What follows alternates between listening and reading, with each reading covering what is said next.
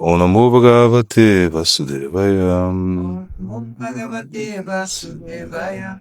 Om Namo Bhagavate Vasudevaya. Om Namo Bhagavate Vasudevaya. Como que a gente está? Sri Maharaj aqui já. Sri Maharaj está dizendo, Prabhupada Bhaktisiddhanta, ele pregou exclusivamente sobre Madhura Rasa, mas com grande pontuação. Então talvez ele tenha dedicado 90% da sua pregação para indicar o que não é Madhura Rasa. Porque naquela época havia uma confusão muito grande, na realidade um desvio, onde muitos Gaudiyas Vaishnavas se deixaram envolver pelo sarradismo, ou seja, sarradismo é uma tendência, né? É uma tendência que todo mundo tem de certa maneira, porque é querer o mais fácil. Então o que eles faziam? Se vestiam de golpes, ou para realmente se aproximar de Madhura Rasa, se vestiam de golpes. Ou também, em alguns casos, alguns gurus, né, alguns babajis, enfim, eles estavam fazendo a Rasa Lila, né? Então ele, como Krishna, e várias mulheres como as golpes, né? Uma coisa absurda, né? Mas, então, por isso o Prabhupada Bhaktisiddhanta ele deu tanta ênfase nisso, né? Por exemplo, ele não deixava que os seus discípulos, né, lessem o Ramananda Roy, Ramananda Samvada, ou seja, as conversas entre Ramananda Roy e Chaitanya Mahaprabhu. Ele não permitia isso era proibido. Por quê? Porque ali, apesar de ter... Ele é uma passagem assim, muito incrível, que tem muitos temas filosóficos importantes, né? Ali está mostrando o que é o Bhakti, mesmo a graduação do Bhakti, desde Karma Mishra Bhakti, né? até Gopi Bhava. Entretanto, ali ele estava muito... como tem muitos tópicos esotéricos, ele não permitiu isso, não permitia nem que os seus discípulos estudassem o Antyalila, ou seja, os últimos passatempos de Chaitanya Mahaprabhu. São muito esotéricos, né? Mahaprabhu, a gente sabe, ele tomou sannyasi, ele viajou. Aos 24 anos de idade, ele tomou sannyasi, ele foi morar em Jagannatha Puri, mas ele viajou para o sul da Índia, ele viajou para o norte da Índia, enfim. Mas os 12 últimos anos, os seus 12, ele ficou no Gambhira, ele ficou absorto em Madhura Rasa, ali com Ramananda Roy e Swarupa Damodara. Então, Prabhupada Bhaktisiddhanta, ele evitava, porque realmente tem tópicos assim muito elevados, e ele tinha medo que os seus discípulos se desviassem, né? Então ele falava, isso não é Madhura Rasa, porque a coisa não é tão fácil assim, né? Ou seja, não é uma coisa barata, né?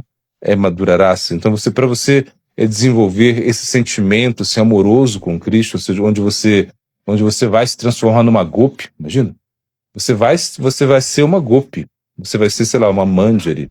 Manjari são as gopis pequenininhas, né? De 14 anos, geralmente, 13 anos, 12 anos.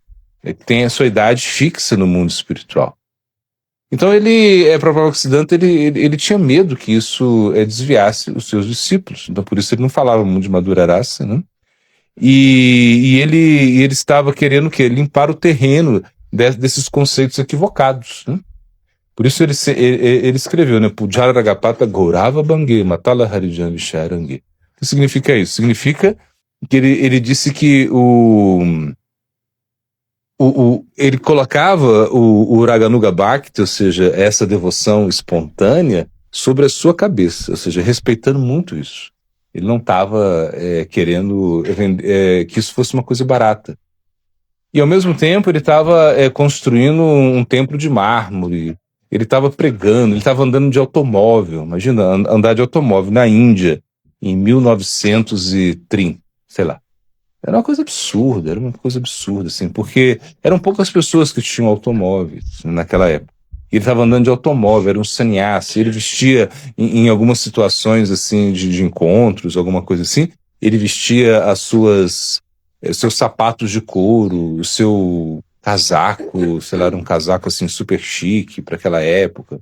Então ele estava assim como levando, inclusive um momento ele falou que ele estava até disposto a oferecer carne na pregação para os ocidentais, né, porque ele achava que os ocidentais não deixariam de comer carne, né? Mas a gente viu, né? Foi fácil, é fácil para a gente deixar de comer carne, isso não é tão difícil, né? Você tem tantas opções, né? Lacto-vegetarianas que você pode deixar a carne, sim, não tem problema nenhum. Mas para o Ocidente ele estava como disposto a isso também. Então, então as suas palavras eram muito emblemáticas, assim, no sentido que ele estava falando, não, isso não é, para que as pessoas não se desviassem, né? E ele disse, né, que ele estava disposto a gastar galões e galões de sangue, ou seja, dar muita energia, para mostrar o que não é Madhurarasa. Justamente, que ele não queria desvios, né? Se você nunca viu o Prabhupada Bhaktisiddhanta, nunca via o Prabhupada chorar numa aula, isso não tinha. Porque imagina o Prabhupada Bhaktisiddhanta, dizem que ele, quando ele falava de irada, ele se comovia, ele não podia falar muito de irada. Por quê? Porque ele tinha muito. Porque ele é uma Manjari, Nayana Manjari, que é uma associada íntima de Radharani. Então ele não podia falar de irada assim em público, ele evitava, assim, porque isso é muito real. Porque a gente pode falar assim, Radhe Radhe, Radhe Radhe, Radhe Radhe, mas, poxa, você vai na Índia lá, quando você vai em Vrindavana, a buzina deles é Radhe Radhe, né? Eles estão andando assim, vai Radhe Radhe, Radhe Radhe. Ou tudo é Radhe Radhe, assim, como, sai da frente, em vez de falar sai da frente, eles falam Radhe Radhe. E é legal isso, né? Você tá no local, estão falando Radhe Radhe. Mas só que isso não é muito real, ou seja, não é uma coisa assim, de sentimento mesmo. Por exemplo, o Prabhupada Bhaktisiddhanta tem um momento que ele estava revisando o Chaitanya Charitamrita. Ele estava revisando ele fez um comentário do Chaitanya Charitamrita, né? Que até hoje não está traduzido, né, para o inglês. Mas nesse comentário ele, em algum momento, ele estava fazendo uma revisão, ele foi lá com o editor, alguma coisa, eles foram fazer uma revisão do Chaitanya Charitamrita, e em algum momento ali, o editor sei lá, ele falou de irada, uma coisa assim. E aí o Prabhupada Bhaktisiddhanta escutou isso, assim, disse que ele ficou vermelho, começou a suar, e vermelho, branco, assim, seu rosto vermelho, branco, porque falou de irada. Então ele não conseguia falar. Então isso é muito real, né? Real. Então ele não estava querendo entregar a coisa assim de uma maneira muito fácil, ele não estava querendo que a coisa se tornasse barata, porque às vezes isso é muito fácil. Por exemplo, existem muitos devotos que eles falam muito de irada, eles tratam de assuntos muito esotéricos, assim, e isso. E não tem problema em falar isso, né? Não tem. Não tem problema você falar desses tópicos. Entretanto, a prática deles é muito pequena, ou seja, eles não têm uma realização para isso. E acontece que muitas vezes eles acabam se intoxicando, quebrando princípios, assim, desfrutando dos sentidos. E imagina, se você está falando de irada, se você cometendo ofensas, assim, então realmente isso não tem muito sentido. Então o que a nossa linhagem recomenda é que a gente faça assim uma base muito forte em Nityananda Prabhu. Se você faz uma base muito forte em Nityananda Prabhu, aí você está mais seguro do que ficar tentando viajar aí nesses tópicos transcendentais, né? Já, então está aqui no texto aqui.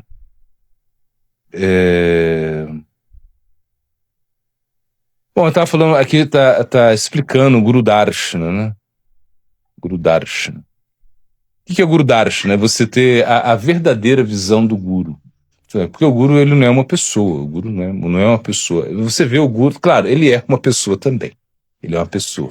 Por exemplo, o Guru pode gostar, sei lá, de manga. Isso pode acontecer, o Guru gosta de manga.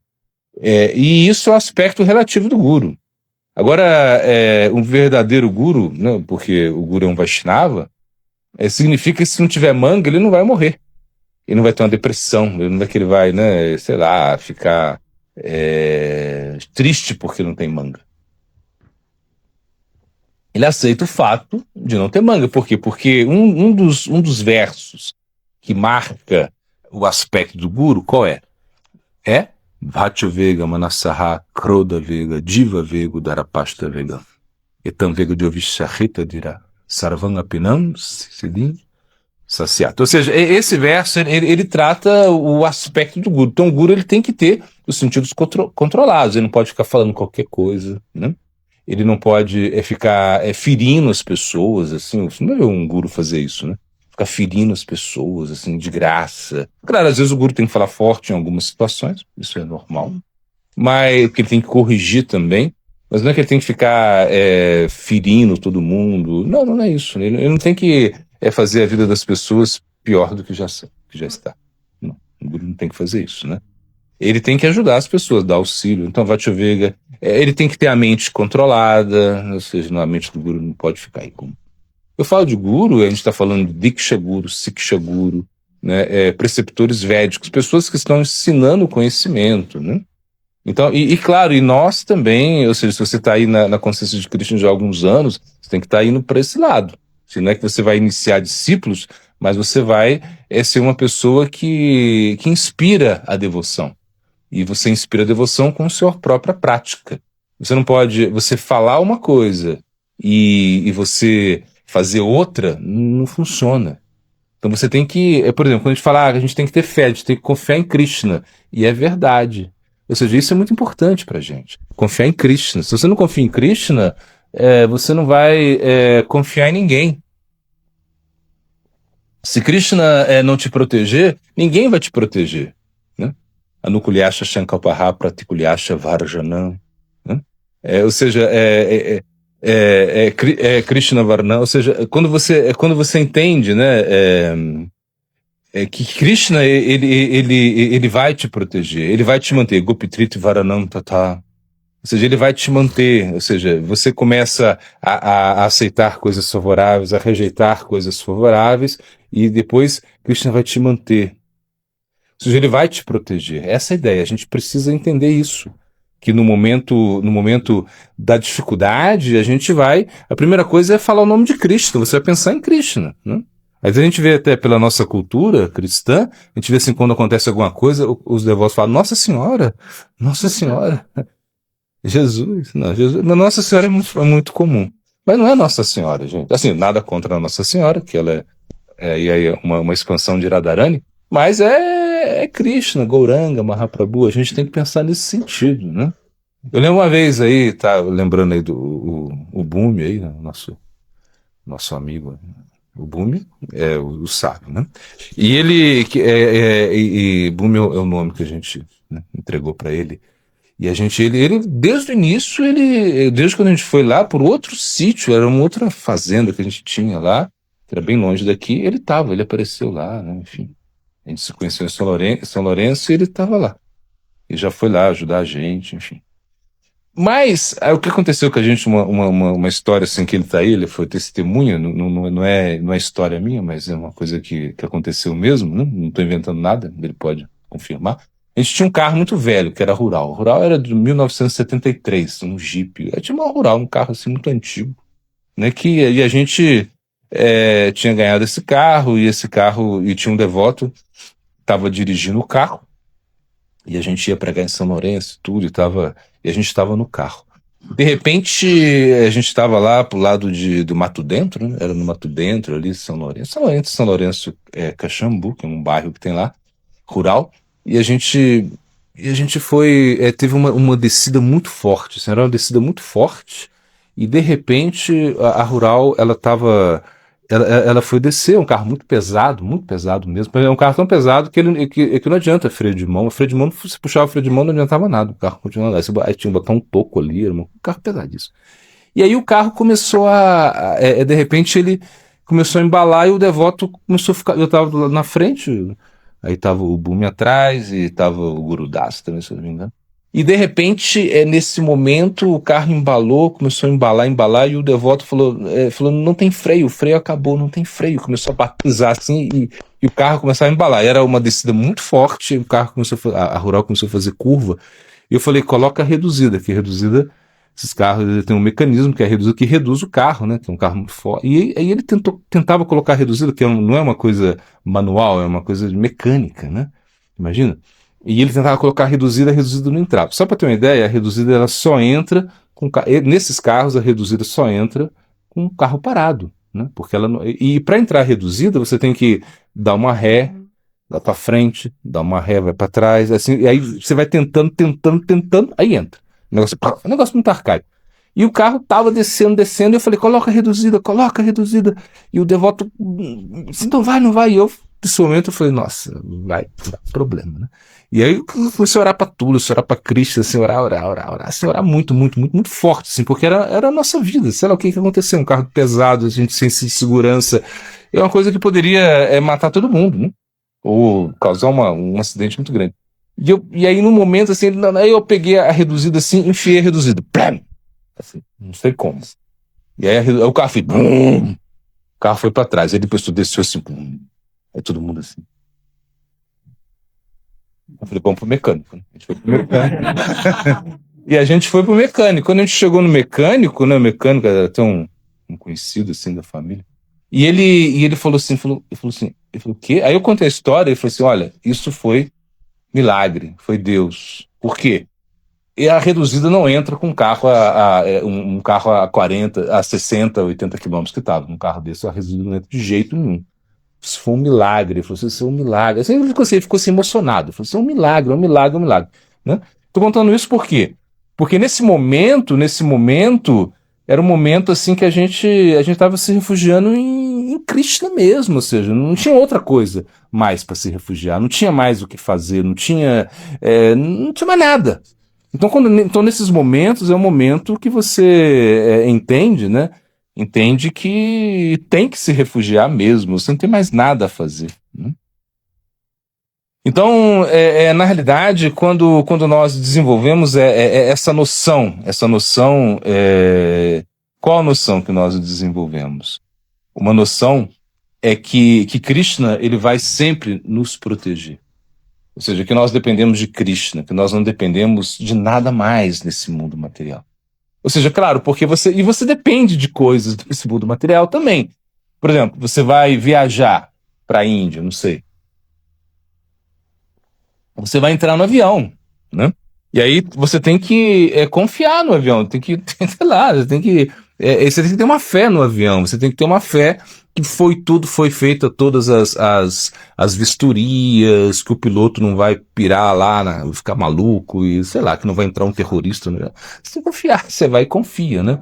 Porque como se diz, viajar de avião é muito seguro, né? Porque a estatística mostra que sei lá, que tem você tem muito mais mortes em acidentes de trânsito, né? De carro do que de avião, tá? Mas o que acontece é o seguinte, é que se você tiver um acidente de avião lá em cima, já era. Ou seja, ali não tem barranco, né? Para encostar, né? Não tem. Se caiu, caiu. Ou seja, aí, escapar disso é complicado. Então, é essa fé que a gente tem que ter. Eu digo isso por quê?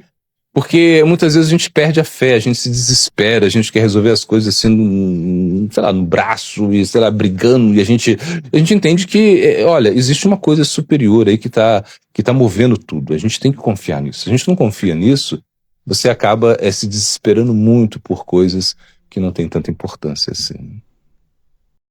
Tá, então o passatempo de Shishupala, né? Bom, Shishupala, ele era um rei, né? Assim, ele era um príncipe, assim, algo assim.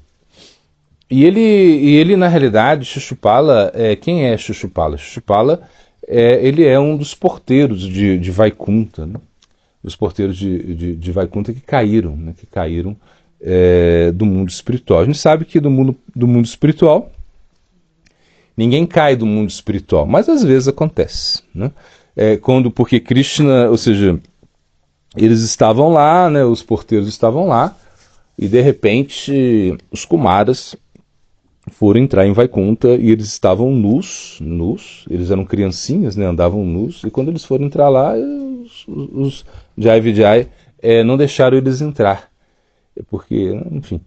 E nesse momento eles ficaram tão bravos com Jai Vijay que eles amaldiçoaram Jai Vijay a serem demônios, a nascerem como demônios no mundo material. E nesse momento Vishnu já veio Lakshmi, foi uma coisa assim, porque eles perceberam isso e foram lá.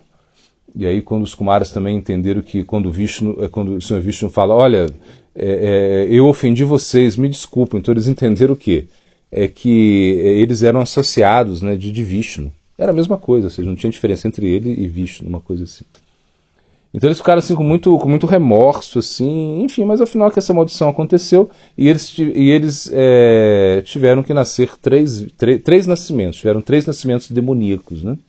E um deles foi esse, como Shishupala. Ou seja, Shishupala ele não era assim um demônio, assim, uma coisa assim absurdamente ruim, ou seja, né? Não era como Hiranyakashipu, né? Hiranyakashipu é outro nascimento, né?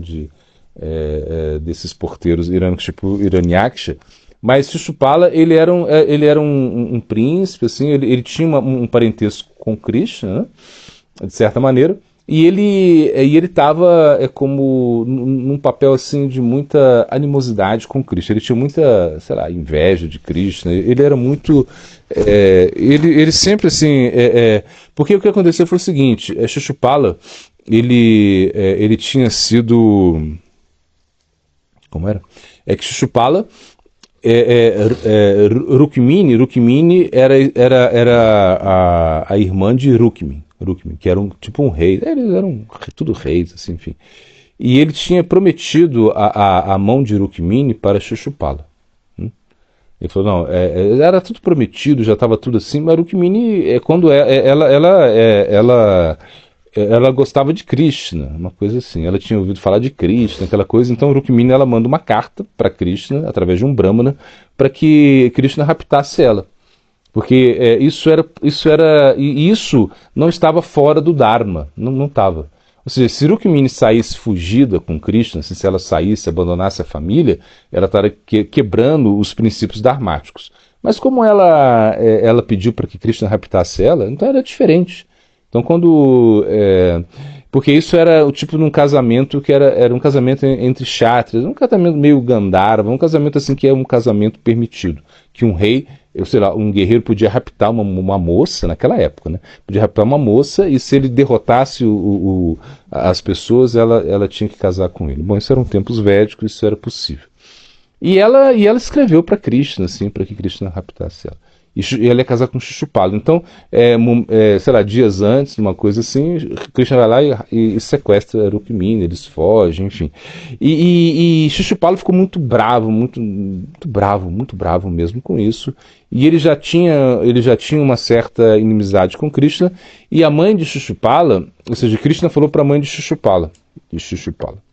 Ele falou, olha, eu vou tolerar 100 blasfêmias, ou 99, uma coisa assim, 100 blasfêmias, 100 injúrias que Shishupala faça comigo. 100. Mais eu não vou. 100. Então a gente pode pensar, então isso é uma coisa muito, muito interessante. 100 é muito, né, gente? 100. Imagina uma pessoa te ofender 100 vezes. Uma pessoa te fazer algo 100 vezes errado com você, e você, sei lá, e você tolera, né, até 100 vezes, né? Como também na Bíblia, né, diz, quem disse foi, quando perguntaram, acho que foi Pedro, não sei, né, quem é da Bíblia aí, quem tem mais conhecimento da Bíblia do que eu pode me falar. Acho que foi Pedro que pergunta para Jesus quantas vezes ele deveria perdoar o seu ofensor, né, uma pessoa que ofende ele, uma coisa assim. E aí eu acho que foi Pedro, mas enfim, se não foi, me perdoe. Hã? Foi Pedro? Então foi Pedro. Então aí Pedro fala assim, deveria perdoar ele 7 vezes? Aí Jesus fala assim, não, 7 não. É 7 vezes 7. 7 vezes 70. Que dá... Hã? 490? É isso, né? 7 vezes 7? 77 ou... Peraí, eu estou meio perdido. Foi 7 vezes 7 ou foi... Hã? 7 vezes 7 eu sei. 7 vezes 7 eu sei que é 49. Mas eu não sei se foi 7 vezes 70 ou 7 vezes... Bom, não importa. Mas tudo bem. Mas o que eu quero dizer é o seguinte.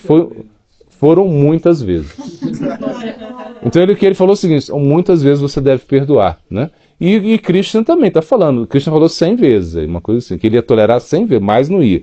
Então quando se fez o Rajasuya, foi cerimônia lá, um sacrifício, né? Era um sacrifício muito planejado, enfim.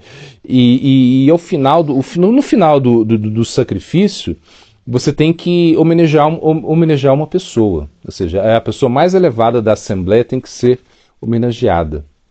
E aí, toda a Assembleia, e era o Yudhishthira que estava organizando isso, né? E ele escolheu Krishna.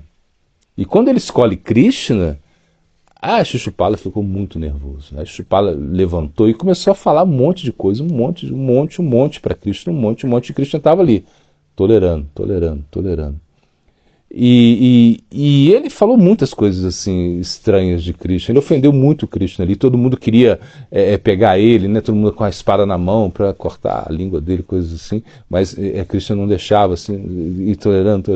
Até que quando deu o limite, Krishna pegou a Sudarshana Chakra e cortou o pescoço dele. Então diz que e quando cortou o pescoço dele, nenhuma gotinha de sangue caiu no chão. Não sei como foi isso, mas tecnologia de Krishna. Ele corta o pescoço dele cai, tá, aí Shishupala, tchum. E Shishupala se funde no corpo de Krishna. Então, na realidade, existe uma certa tolerância, assim, eu acho que tem uma certa tolerância para você realmente tolerar aí as ofensas, tolerar, né, coisas ruins, mas o ruim assim, na primeira vez você já estoura, já quer brigar, isso é o que eu acho que é o ruim, né? E eu acho que também uma coisa quando porque o verso ele diz Trinapi Sunichena, né? Você tem que ser muito tolerante, né? Você tem que ser muito humilde, né? Amaniná, manadena. Você tem que realmente respeitar todo mundo e não pedir respeito para si. E muitas vezes nós não queremos tolerar porque nós somos desrespeitados, né? Por uma vez, Samaraj, quando ele estava pregando, enfim, quando o Samaraj Prabhupada abandonou o corpo, ele antes de abandonar o corpo, ele falou que Sri Maharaj ele era como o Siksha Guru dele. E qualquer dúvida filosófica, as pessoas, seus devotos, seus discípulos, deveriam se refugiar em Sri Maharaj. Isso aconteceu, de certa maneira. E só que muitos outros discípulos do Maharaj Prabhupada, que já tinham uma certa liderança, que eram gurus, enfim, nessa instituição, eles se sentiram sentiram medo, assim, por quê? Porque Sri Maharaj era uma enciclopédia viva. Ele era Shrutidara. O que significa Shrutidara? Significa que se ele escutava uma coisa, ele nunca mais esquecia. Shrutidara, imagina. Só de escutar. Se ele lia uma coisa, ele nunca mais esquecia aquilo que ele leu. Sabe o que é isso? É uma coisa assim difícil para a gente conceber, né? Mas ele era assim. E ele era de uma família bramínica, ele falava sânscrito, assim, igual eu estou falando português, ele falava sânscrito. Imagina. Ele fazia uns poemas em sânscrito incríveis. Samaraj era incrível, assim, a erudição dele. E quando ele ele fala, né? Ele falou para os discípulos de Samaraj Prabhupada que estavam eles fizeram uma briga com o Samaraj, esse foi o problema. Fizeram uma briga, cometeram muitas ofensas com ele, chegaram a bater assim, expulsaram as pessoas que se aproximavam dele, pessoas que queriam se refugiar nele eram expulsas da instituição, imagina, coisas assim, queimavam os livros dele, uma coisa. Ai, até arrepio de falar. Mas o que acontece? Quando Sri Maharaj viu tudo isso, né? Uma coisa que ele falou, olha, poxa vida, o Sri Maharaj ele era meu amigo, né? E ele chegou, quando ele chegou na consciência de Cristo, eu já estava. Ou seja, então assim, ele estava explicando que, e na realidade, o Sri Maharaj Prabhupada, ele tinha Sri Maharaj como seu Siksha, como seu instrutor, guru instrutor. Então falou assim, vamos com calma. Ele tentou amenizar, mas chegou um momento que não deu. Eles começaram a brigar muito e começaram a ofender Sri Maharaj, falar coisas assim horríveis dele. E aí um momento ele falou assim, o que estão falando de mim? E quando ele escutou, ele falou assim, só isso? Só isso? eu sou muito pior, né? Eu sou muito mais malvado, né? Assim, eu acho que isso é interessante, é desenvolver esse sentimento, né? É de você não se identificar tanto com essa identidade que nós temos agora, que nós criamos, né? Então isso é uma coisa mais, claro, as ofensas, né, esses problemas todos que nós vamos enfrentar, eles têm que ter, acho que tem um certo limite. Quando atrapalha, por exemplo, o seu bhajana, quando atrapalha a sua integridade, ou seja, quando prejudica a sua integridade física, né? Se alguém aqui vem e começa a te bater, né? Ou bater em alguma pessoa, tem uma coisa assim. Você não pode deixar isso também. Ah, não, tudo bem, tolera, apanha, tolera. Não, peraí. Tem um limite, isso tem um limite, né? A violência tem um limite, ainda mais numa comunidade. E eu não digo só de comunidade, mas tem um limite. É por isso que tem a polícia, tem a justiça, não é verdade? É porque existe aí um certo limite para a violência, né? Ou seja, e a gente não tem que ficar tolerando isso, ainda mais quando quando os devotos estão envolvidos nisso. E mesmo que não seja. Porque quando é o devoto que está envolvido nisso, aí você pode até usar de uma certa força física, violência, sei lá, para deter essa violência, porque você não quer que um devoto seja maltratado. Quando acontece um devoto aí está em perigo, ameaçado, a integridade física, se a moral de um devoto é colocada em risco, você tem que atuar. Você não pode ficar omisso nisso, não pode. Então você fala, não, sou super tolerante, tudo bem, Krishna controla, pode fazer o que quiser. Não, não é assim. Então você tem que ter uma certa, né? E a mesma coisa mesmo não estando na comunidade, na sua família, mesmo com você mesmo, existe um certo limite. Peraí, vem uma pessoa, começa a te ofender, começa a falar tantas coisas assim, chega uma hora que, sabe, olha, peraí, tá me atrapalhando. Então você pode se afastar dessa pessoa, você pode tomar algumas medidas restritivas em relação a isso, mas tem hora que você tem que. Como nesse passatempo que tem Narada Muni, né? Que Narada Muni está num local, e aí onde tinha uma cobra muito venenosa, uma cobra super perigosa, venenosa, que estava matando muitas pessoas, causando muitos problemas, né? Aí Narada Muni foi lá, todo mundo tinha medo disso, Narada Muni foi lá, pregou pra cobra lá, falou, canta Hare Krishna, seja boazinha, blá blá blá, não faz mais isso, por favor, né, tolera aí, seja, assim, enfim, Narada Muni pregando pra cobra. E aí quando veio, as pessoas viram que a cobra já não fazia mais nenhum dano para ninguém, foram lá e começaram a jogar pedra na cobra, começaram a jogar pau nela, para descontar, assim, porque era uma cobra, era uma coisa assim que eles tinham, né, muito... tinha muita raiva dela, assim, ficou aquela mágoa, né? E aí quando o Narada Muni volta lá, ele viu a cobra quase morrendo, assim, cheio de machucado, toda, né, ali ensanguentada. E aí Narada Muni falou assim, o que aconteceu? Aí a cobra explicou, olha, o que acontece é isso, né? Você pediu para não picar mais ninguém, para não morder mais ninguém, né? Então eu tô aqui. Eles vêm, jogam pau em mim, jogam pedra, e eu fico, né, de boa, eu faço nada, né? Aí Narada Muni falou para ela assim, não, eu falei para você não morder, mas você pode ameaçar, né? Ameaça. Não precisa morder, ameaça. É mais ou menos isso, né? Você está ali e você não precisa, de repente, sei lá, perder muito o controle, não precisa perder o controle, mas você pode se proteger, você pode, né, ameaçar de certa maneira. A proteção é uma coisa que é permitida. Então a tolerância, ela tem limite, sim, eu acho que tem limite. Mas aí, como o passatempo diz, 100 vezes aí, 100 vezes, né? Jesus aí disse, a gente ficou meio confuso, não sabe se é 7 vezes 70, que eu acho que é 7 vezes 70, ou talvez seja 7 vezes 7, aí depois vamos mandar aí o que aconteceu aí. Mas a questão toda é que a tolerância, ela precisa ser praticada, sim. Isso daqui é um espaço do Bhakti-Vinod Buddhanath Maharaj, né? Ele está falando, o único preceito Vaishnava é a ausência de crítica. Onde a crítica não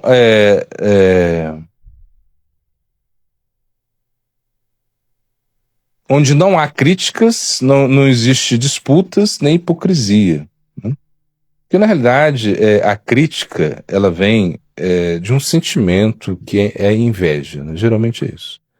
Você critica porque você está invejoso da coisa. Então por isso você está criticando. Sempre achando defeitos, né?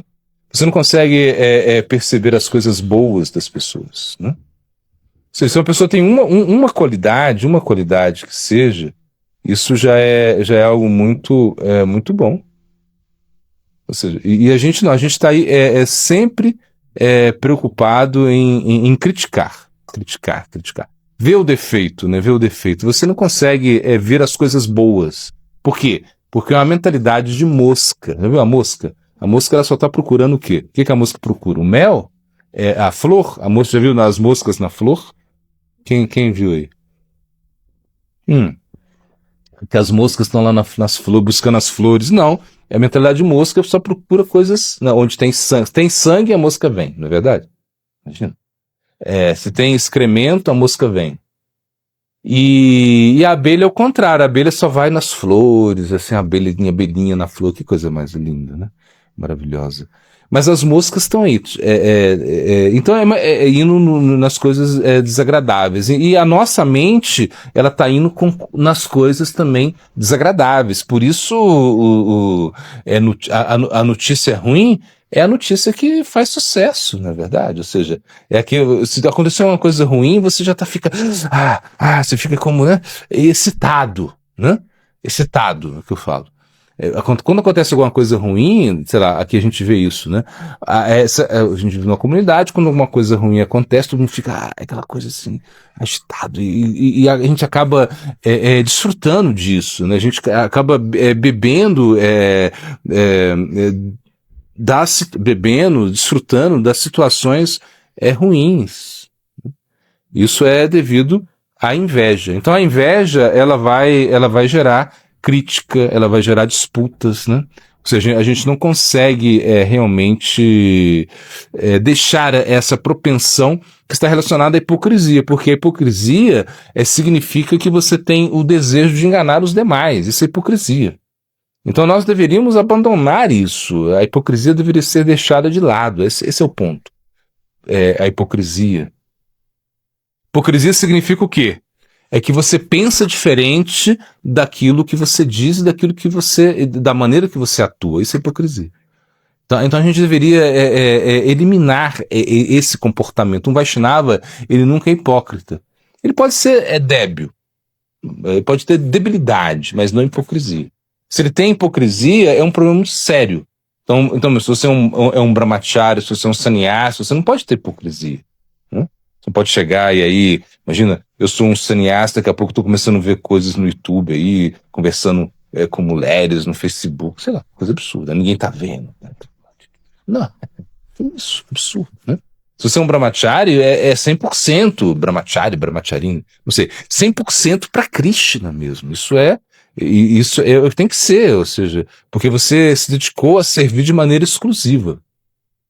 E como você serve de maneira exclusiva, você tem que dar tudo, você não pode ficar dividindo. O Grihasta, ele divide, poxa. Ele não é que ele tem que dar tudo para Krishna, né? Tem Grihastas aí que querem dar tudo, se você deixar, os caras dão tudo, né?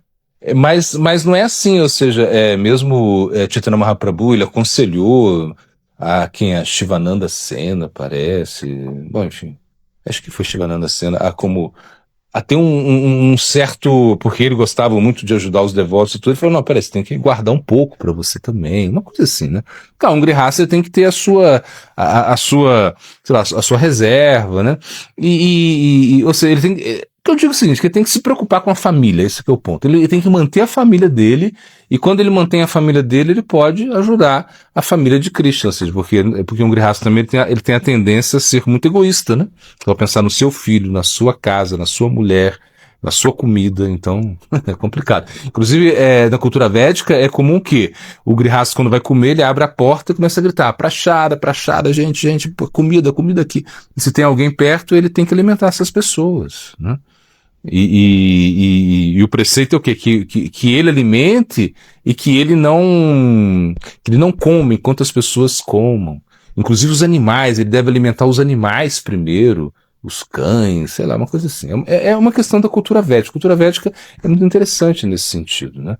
Onde ela desenvolve esses conceitos de entrega, né? É isso, você precisa aprender a entregar, você precisa aprender a agradecer, né?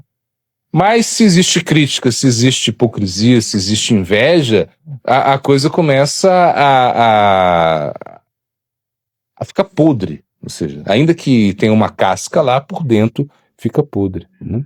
Então, na realidade, se nós entendemos, né, que nós não estamos aqui para enganar ninguém, ou seja, ninguém está satisfeito com engano. Ninguém quer ser enganado. Ou seja, esse é um ponto muito, muito crucial. Quando você é enganado, imagina, você é enganado, você fica meio frustrado mesmo, porque você foi enganado. Então é essa a ideia, né? Então, na realidade, e você também não quer enganar ninguém. Quem tá no seu coração ali tá Paramatma, ou seja, Krishna tá no seu coração. Ou seja, ele na verdade, no sentido que Krishna ele tá vigiando, ele tá controlando tudo, né? Ele controla tudo. Ishavasiddham sarvam jakinta jagat yan jagat. Ou seja, ele tá aí, ele é o controlador de tudo, ele olha tudo, ele, né? Ishvara Paramat Krishna Saktidananda Vigraha Anadira Govinda Sarvakarana. Ou seja, ele conhece tudo, ele cria tudo. Esses versos são versos, né? Aham Sarvasya Prabhavo, ele é o criador de tudo. Então tem muitos versos que estão mostrando isso. Krishna como controlador, Krishna como aquele que realmente está te conectando com tudo. E você depende dele. Então você vai enganar quem? Não? Ou seja, então, na realidade, e se Krishna ele está satisfeito com as suas ações, se você é honesto, Krishna vai te ajudar. Porque Sri Maharaj ele falava que a Swarupa Shakti ela não é cega. O que é a Swarupa Shakti? Swarupa Shakti é essa energia interna de Krishna que está te ajudando agora. Porque você não tem nenhuma chance contra a Maya. Não tem. É como, por exemplo, chegar um tigre aqui. Se chega um tigre aqui, você não tem chance contra ele, assim, né? De mão livre, mão para mão. Se tem um revólver, é outra coisa. Mas mão com mão, você não tem jeito, você não tem, né? Se você entrou na aula, se você entrou, sei lá, caiu na fossa do leão, sei lá, do tigre, já era, não tem como. Você não vai conseguir, né? Não tem jeito. Não tem jeito. E se você fica, não vou ficar quietinho, não tem jeito, ele vai lá e vai te pegar também, né? Então, é mais ou menos isso. A gente tem que entender, ou seja, que realmente a nossa propensão é servir Krishna em cada uma de nossas atividades. Essa é a nossa propensão. Natural, constitucional. Se nós não fazemos isso, e nós nos preocupamos muito com a vida dos outros, se preocupamos muito com as coisas que realmente não têm tanta importância, nós acabamos nos desviando da nossa verdadeira posição constitucional. Isso que aqui está falando.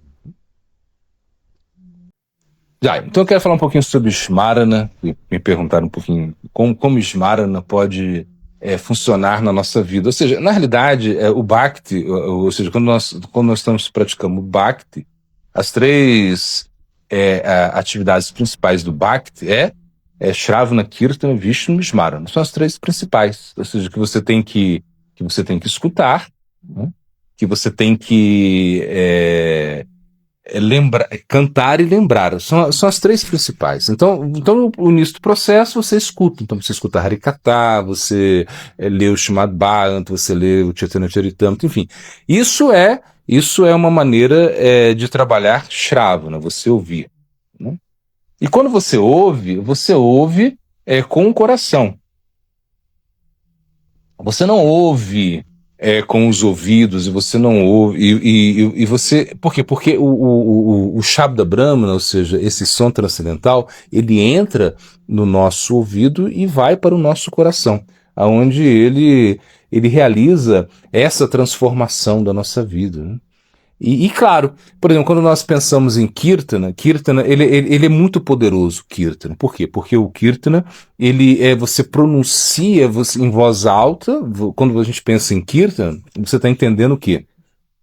Que você está cantando, né, em voz alta, e também você pode cantar em voz baixa para você, Ou como nós fazemos aí em congregação, cantamos em voz alta, mas o Kirtan ele é muito poderoso por quê? Porque ele purifica as outras pessoas. Ou seja, se nós estamos cantando aqui em voz alta, os pavões se purificam, os cães se purificam. Todo mundo, as pessoas que estão passando aí, que vieram para a comunidade, que não querem saber muito de Hare Krishna, não querem saber de Hare Krishna, vieram para a comunidade, mas elas estão ali, mas de certa maneira estão ouvindo, de uma maneira passiva estão ouvindo, e isso já vai causar uma certa purificação. Quando a gente pega o Hari Bhakti Vilas, ele vai falar o quê? Em relação a Kirtana. Ele vai falar que se você canta de maneira silenciosa, se você canta com a mente, né? Se você canta com a mente, só com a mente, isso é mais poderoso do que você cantar só para você mesmo. Se você canta só para você, tem menos poder do que cantar com a mente. E se você canta em voz alta, isso é menos poderoso do que você cantar para você mesmo baixinho e do que você cantar com a mente. Fala, peraí, mas como é isso? Por quê? Porque, segundo as escrituras, o canto silencioso, ou seja, o canto mental, ele é mais poderoso, muito mais poderoso, assim. Por quê? Porque isso é como uma nasa seva, ou seja, de certa maneira, você está fazendo, isso é Smarana, isso eu quero dizer. Quando você canta só com a sua mente, você está fazendo Smarana, você não está pronunciando nada, você está fazendo Smarana. E é mais poderoso, só que também é mais difícil, se você ficar lá, né, só com a mente. Então, se recomenda. O que se recomenda? Se recomenda que você consiga cantar, que você consiga cantar de uma maneira que você escute aquilo que você cante. Não precisa ser tão alto quando você canta na japa, não é isso? Agora, quando você está fazendo kirtan, isso já é... E compreendo, você vai cantar, de repente você vai cantar. E Smarana, é difícil por que fazer Smarana? Por que é difícil, apesar de ser tão poderoso? Porque quando você faz Smarana, você precisa ter muita concentração. E às vezes, se você ficar lá só sem pronunciar nada, ficar só com a mente, você tem a tendência a dormir. Como a gente vê, como o Gaita. O Gaita também é Smarana, então você está lá meditando, né? Por exemplo, o Gopal Mantra. O que você deveria meditar no Gopal Mantra? Que tem Radha, Krishna sentados num trono, né? Todo com joias, e Radha tá abraçando Krishna, Radha dá um beijinho em Krishna, coisa assim. Isso é difícil você fazer, isso não é tão fácil não. Por exemplo, quando você medita quando você vai cantar o Kama Gayatri, você deveria meditar nas deidades, Sambhana Bideya Prayodhana, né? Radha Madana Mohan, Radha Govinda, Radha Gopinata. E você deveria, de acordo com, porque no Gayatri, que é um mantra de Smarana, você tem que ver, tem uma linha, ela tem um certo ponto. Então isso é Sambhana, aí você medita nessa deidade, Radha Mohan. E daí depois tem outra meditação que é Radha Govinda, que é a Bideya, né? E depois a outra meditação que é Prayodhana, que é seu objetivo, que é Radha Gopinata. Mas isso os acharyas dizem que se você meditar em Radharaman, nessa deidade que está ali, já deu. Por quê? Porque Radharaman tem as três deidades, Sambhana Bideya Prayodhana nela. Então você deveria meditar nela. Mas quando a gente está cantando Gaita, a gente fica meditando a gente fica pensando em tantas coisas. É difícil, mas essa é a ideia. Quando você canta Guru Mantra, Guru Gayatri, você medita no Guru. Não só no seu Guru, mas no Guru Parampara, o Guru do seu Guru, e assim vai. Prabhupada Bhaktisiddhanta, Bhaktivinoda, assim vai. E a gente deveria pensar nisso, né? O tão difícil que é isso, Smarana, que a gente tem essa experiência, né? Quando você canta o Brahma Gayatri, de meditar em Radharani, né? E assim vai. E trabalhar a coisa na mente é muito poderosa, mas é difícil. Então, o Smarana tem essa dificuldade, né? Então, o que se recomenda é que você faça o Kirtana primeiro. Você canta, e quando você está cantando japa, você deveria fazer aí um Kirtana, mesmo que seja para você, no sentido que você canta e você, pelo menos você ouve aquilo que você canta, ainda que seja baixinho, isso é pronunciado. E claro, participar dos kirtanas, que é muito importante, muito poderoso também, você deveria participar disso. E de repente você está cantando lá e te deu muito sono, você não consegue, ou sua mente está batendo muito porque você está tentando cantar e não consegue, você vai lá, pega os kartas, começa a bater e canta alto, Hare Krishna, Hare Krishna. Também vale, porque te deixa assim mais... É uma coisa que vai te obrigar a cantar, né? Então, Smarana, apesar de ser muito poderoso, ela é muito difícil de ser praticada, principalmente em Kali Yuga, nesses dias que nós vivemos, né? Então, por isso se recomenda o canto em voz alta, ou seja, para Kali Yuga, o Kirtana, do Kirtana você vai para o Smarana. Por exemplo, tem você também meditar nos passatempos de Krishna, né? E aí, quando você está cantando o Mahamantra, mesmo que você cante, está fazendo o Kirtana, né? Você está cantando e você está meditando. Se você está meditando, você está fazendo Smarana também. Imagina. Por quê? Você canta e você imagina que você canta só para você. Você canta baixinho só para você. Mas você acaba tentando meditar em Radha Govinda, Radha Krishna ali, acompanhado das gopis, das ashtashakis. Você está ali meditando nisso, tentando meditar nisso. Isso é Smarana. Isso é recomendado pelos nossos acharyas, né? Jiva Goswami, Rupa Goswami, Narottama Das Thakur, eles todos recomendaram essa meditação, que você deve fazer essa meditação, como essa meditação aí fixa. E isso também é muito importante, que quando você cante, você tente levar a sua mente para Krishna. Isso é Smarana. Então, por você fazer Kirtana, você, de certa maneira, já é obrigado a fazer Smarana. Claro, porque quando você canta e você escuta, automaticamente você vai trabalhar a lembrança, e isso é muito importante. Então, Smarana é super importante, sim, é super importante, e tem espaço na nossa prática para Smarana? Tem, e é como uma das atividades principais do serviço devocional, você lembrar, né? Você usar a sua mente. Então, Smarana significa uma absorção da mente nos tópicos de Krishna. Claro que você pode também meditar em Krishna quando... você pode meditar nos passatempos de Krishna? Você pode. Mas isso é mais difícil ainda, e não é uma coisa tão fácil assim. Né? Então essa meditação mais estática, quando você está cantando o Santo Nome, você você pode fazê-la assim, de uma forma tranquila, e no futuro você pode até pensar dessa meditação estática, ela vai naturalmente se mover por uma meditação mais dinâmica, onde os passatempos aconteçam, né? Mas, de forma precipitada, isso não é muito bom. Tá? Então se recomenda Smarana sempre com acompanhamento de Kirtana, né? Claro, e quando você canta o Gayatri, ali tá os nomes de Krishna estão ali, né? Então isso já dá o poder a Smarana. Ainda que a sua mente se desvie, você está pronunciando os nomes, né?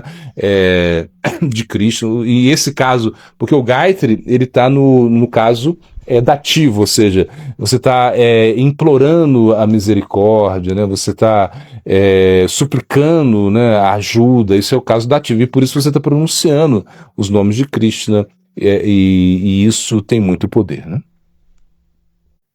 Aqui as lilas, né, dos Vaishnavas. Em outra ocasião, no meio da noite, Srimad Tirtha Maharaj despertou os devotos. Levantem-se, vejam o que está acontecendo. E Tirtha Maharaj, Bhakti Pradipa Tirtha Goswami Maharaj, que foi foi um dos primeiros discípulos de Prabhupada Bhaktisiddhanta. Ele foi iniciado, ele tinha tomado iniciação com Srila Bhaktivinoda Thakur, Harinama, e tomou Diksha com Prabhupada Bhaktisiddhanta, na presença de Bhaktivinoda Thakur, né? Muito incrível. Na presença, Bhaktivinoda Thakur pediu para Prabhupada Bhaktisiddhanta iniciar ele, né? Nos Gayatris, mantras, enfim. E ele foi iniciado, e depois ele tomou sannyas. Inclusive, nesse dia que ele foi iniciado, Gorakshira Das Bhaji Maharaj, né? Ele disse, olha, ele vai tomar sannyas com o meu Prabhu, né? Que era Prabhupada Bhaktisiddhanta, e depois ele vai para o estrangeiro, ele vai para os países estrangeiros pregar. E foi isso que aconteceu. Depois ele tomou sannyas e depois ele foi para a Inglaterra pregar. Claro, ele foi para a Inglaterra. A sua pregação, ele era uma pessoa mais velha na pregação, ele tinha uma certa idade quando ele foi para a Inglaterra, isso que eu quero dizer, e ele ficou mais traduzindo livros, né, do que assim se envolvendo com a pregação mesmo, né? Mas ele foi um apoio ele era uma pessoa muito séria, mais velho, foi um apoio para os outros devotos que estavam ali na Inglaterra pregando, né? E ele estava ali, a gente viu, e ele disse, nesse momento ele disse, levante-se, vejam o que está acontecendo, né? Ele falou assim, venham ver o que está acontecendo. Prabhupada também acordou e disse, vejam só, o Panchatattva está passando, cantando, praticando Sankirtan. Ele estava lá em Mayapur, né? Eles estavam lá e estavam vendo isso, né? Venham, vamos segui-los, né? Os devotos acompanharam, né? Claro. O seu guru para a escuridão, né? Mas somente Prabhupada Bhaktisiddhanta e Bhakti e Srimad Tirtha Maharaj, né, Bhaktipradita Tirtha Maharaj, conseguiam ver o Panchatattva, né? Como a gente estava falando, né, em outro momento, você tem que ser ungido pelo amor para você poder ver os passatempos transcendentais que estão eternamente acontecendo no dança sagrado, né? Então isso é muito importante, né? E tais incidentes não eram incomuns, né? Ou seja, sempre Prabhupada Bhaktisiddhanta, ele estava como observando isso. São coisas assim incríveis. Uma vez contou o Prabhupada Bhaktisiddhanta, ele estava no Yoga Pit, e ele estava, né, ali cuidando do Yoga Pit, que era um local assim, naquele momento, como eu já falei, era um local assim muito assim, selvático, assim, a gente pode dizer assim, e não tinha poucas pessoas que viviam ali, né? E Gorakshora Das Baji Maharaj, ele vivia em Nova Dwip, que era do outro lado do Rio. E ele tinha um problema, assim, de visão, praticamente ele era cego. Não era cego, mas ele tinha um problema de visão, assim, ele não enxergava muito bem. E dizem que, Prabhupada ele disse que ele estava lá às 3 da manhã, 3 e meia da manhã, e de repente aparece Gorakshora Das Baji Maharaj lá. E para fazer isso, ele tinha que cruzar o rio. E não tinha como fazer isso, porque não tinha barco, como ele ia cruzar o rio. Então, o próprio Occidente ele ficou assim meio impressionado com isso. Ele falou assim: o que aconteceu? Como você aparece aqui? Né? E como você chegou aqui? Foi o que o próprio Occidente perguntou para o seu guru. E ele disse: um menininho me trouxe, ele me guiou, né?